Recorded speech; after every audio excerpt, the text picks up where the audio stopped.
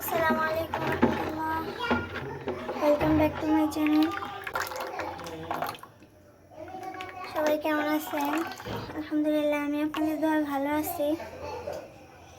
আজকে নিয়ে আসলাম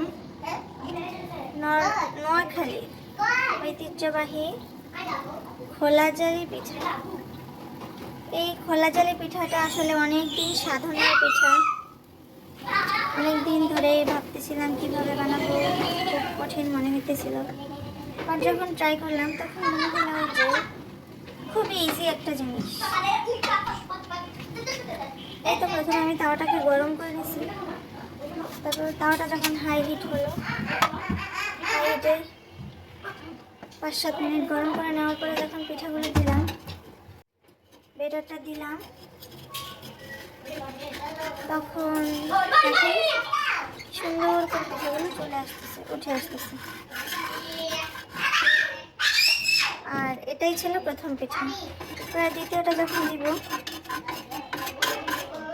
একটু তাওয়াটা পরিষ্কার করে নিচ্ছি। এরপর দিলাম দ্বিতীয় পিঠাটা।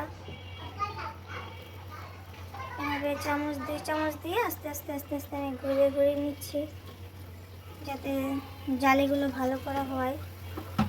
যত পাতলা হবে ততই জালি ছিদ্রযুক্ত হবে,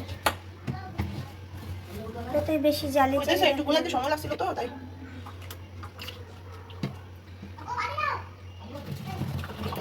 তারপর দ্বিতীয় পিঠাটা হচ্ছে, আমরা 2 মিনিট পর যখন ঢাকনাটা উঠাবো, তখন দেখবো যে পিঠাটা একবারে পরিপূর্ণ পারফেক্টভাবে হয়ে গেছে। প্রথমটার চেয়ে দ্বিতীয়টা আরো ভালো হয়েছে। তো এই পিঠার বেটারটা নিয়ে অনেকে চিন্তিত থাকেন। মূলত বেটারটা বানানো একেবারে ইজি। ঠিক চিতই পিঠার বেটার যেভাবে বানানো হয় ওইভাবে সেম বেটারটা দিয়ে আমি চিতই পিঠা তৈরি করেছি। তো আপনারা দেখে নিতে পারেন পিঠাগুলো কেমন হচ্ছে, পারফেক্ট হচ্ছে কিনা। এমনকি এই বেটারটা দিয়ে চিতই পিঠা হয় কিনা। তো আপনারা যখন ট্রাই করবেন তখনই বুঝতে পারবেন যে বিষয়টা আসলে কতটা ইজিভাবে একই ব্যাটার দিয়ে 2টা পিঠা বানানো যায়। আমি তো প্রথম দিন ট্রাই করেই সাকসেস, আলহামদুলিল্লাহ। যার জন্য আমি সম্পূর্ণ ভিডিওটা করতে পারি নাই। তো আপনারা যারা